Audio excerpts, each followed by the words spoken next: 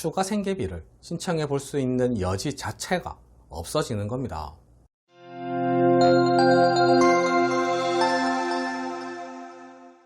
안녕하세요. 노태부 변호사입니다.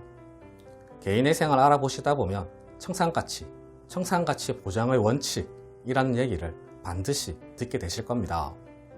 개인의 생의 가장 기본적이고 중요한 원칙 중 하나입니다. 아직 개인의 생을 진행하지 않으신 분들의 경우 변제계획안을 보신 분들은 없으실 테고요. 개인의 생을 진행하신 분들의 경우에도 변제계획안을 보지 못한 분들이 많으시더라고요. 사무실에서 월 변제금만 알려줬다고 하시던데요. 그러시면 안 됩니다. 최종 변제계획안은 반드시 받으셔서 보관하셔야 합니다. 변제계획안 가장 마지막에 보면 청산가치와의 비교라는 항목이 있습니다. 청산가치 보장의 원칙은 가장 마지막에 반드시 검토되어야 한다는 의미입니다. 먼저 청산가치가 뭔지에 대해서 말씀드리겠습니다. 최대한 쉽게 편한 용어를 사용해서 설명해 드려 보겠는데요. 잘 될지는 모르겠습니다. 청산가치는 채무자의 재산입니다. 그런데 크게 두 가지로 나누어집니다. 첫 번째는 채무자가 실제 보유하고 있는 재산입니다. 두 번째는 채무자가 실제 보유하고 있지 않은데 청산가치, 즉 채무자의 재산으로 인정되는 항목들이 있습니다. 먼저 첫 번째, 채무자가 실제 보유하고 있는 재산에 대해서 말씀드리겠습니다. 간단하면서도 좀 복잡한 부분이 있는데요. 통장 예금의 경우 들어있는 돈에서 185만원을 뺀 나머지 금액이 청산가치에 반영됩니다. 500만원 들어있으면 185만원을 뺀 315만원이 청산가치로 반영되는 겁니다. 보험의 해지 환급금도 청산가치에 반영되는데요. 보험 해지 환급금은 150만원을 뺀 나머지가 청산가치에 반영됩니다. 예금의 경우는 185만원, 보험 해지 환급금의 경우는 150만원이 면제재산이라는 점 유의하시기 바랍니다. 자동차가 있으면 자동차의 중고시세가 청산가치에 반영됩니다.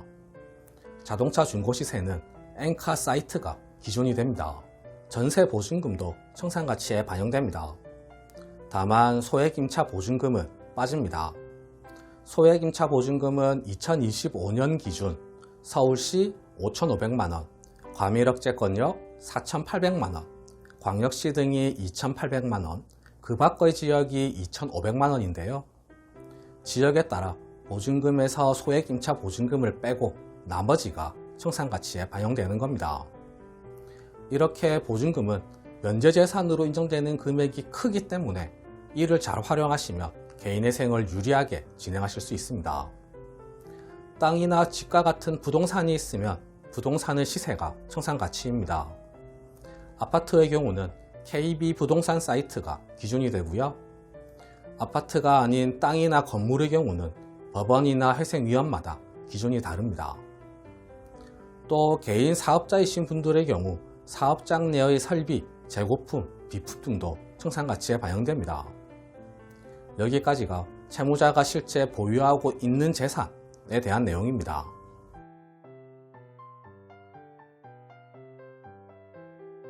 다음은 실제 보유하고 있지 않은데 청산가치에 반영되는 항목들입니다. 대표적으로 주식, 코인, 손실금입니다. 손실금은 없는 돈이잖아요. 서울의 생법원, 수원의 생법원, 부산의 생법원, 대전지방법원의 경우는 이 손실금을 청산가치에 반영하지 않고 있습니다. 그런데 다른 법원들의 경우는 청산가치에 반영됩니다. 이뤄서 없는 돈인데 채무자의 재산으로 인정된다는 겁니다. 도박의 경우는 전국 법원에서 다 청산가치에 반영됩니다.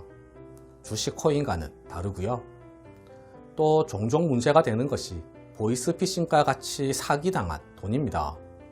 사기당해서 돈이 없는데 가해자가 돈을 갚을 수 없다는 사실을 소명하라고 하는 경우도 자주 있습니다. 이 내용은 조만간에 영상을 제작할 계획입니다.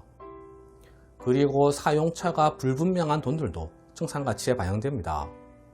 현금으로 인출했는데 사용처를 소명하지 못하는 경우 가족에게 돈을 보냈을 경우 등도 청산가치에 반영될 수 있습니다.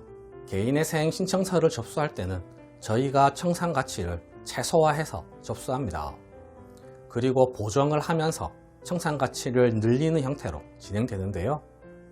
왜냐하면 청산가치는 적을수록 좋기 때문입니다. 청산가치 보장의 원칙 때문입니다. 청산가치 보장의 원칙은 개인회생을 할 때 변제기간 동안 변제하는 총 변제금이 청산가치보다 많아야 한다는 겁니다. 쉽게 말씀드리면 가지고 있는 재산보다는 더 많이 갚으라는 거죠. 가지고 있는 재산보다도 적게 갚으면 그건 채권자들의 이익을 너무 해친다는 겁니다.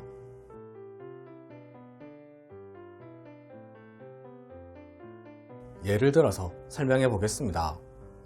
1인 가구이고 채무자의 월 소득은 200만원, 청산가치는 3천만원이라고 가정해 보겠습니다.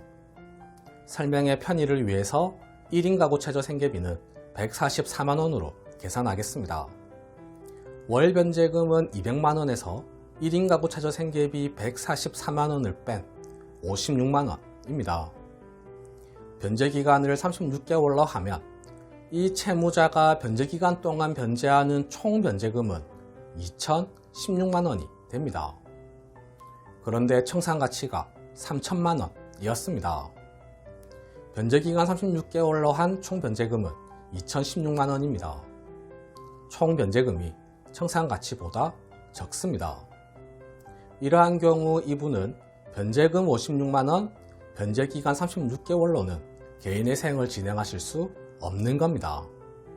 생계비를 줄이고 변제금을 늘리든 변제금은 그대로 두고 변제기간을 늘리든 총 변제금이 무조건 3천만원보다 많이 나오도록 변제계획안을 작성해야 하는 겁니다. 이게 청산가치 보장의 원칙입니다. 실무에서 자주 문제가 되는 것은 추가 생계비입니다. 청산가치는 높고 변제금은 적어서 총 변제금이 청산가치보다 많기는 한데 비슷하다면 추가 생계비를 신청해 볼 수 있는 여지 자체가 없어지는 겁니다. 재산이 없으신 분들의 경우는 청산가치가 문제되는 경우가 없습니다. 재산이 있으신데 월소득이 적으신 분들이 문제되겠습니다. 월소득이 많으신 분들은 총 변제금도 그만큼 많아지니까 청산가치가 문제될 수준은 적어지는 겁니다. 이렇게 상황에 따라 청산가치가 문제되기도 하고 안 되기도 합니다. 청산가치 산정은 간단하면서도 복잡한 부분이 있으니까요. 좀 애매하다 싶으시면 반드시 상담을 해보셔야 하겠습니다. 네, 오늘 준비한 내용은 모두 말씀드렸습니다. 궁금하신 점이 있으시면 댓글에 남겨주시거나 전화주세요. 제가 직접 상담해 드리겠습니다. 이상 노태구 변호사였습니다. 감사합니다.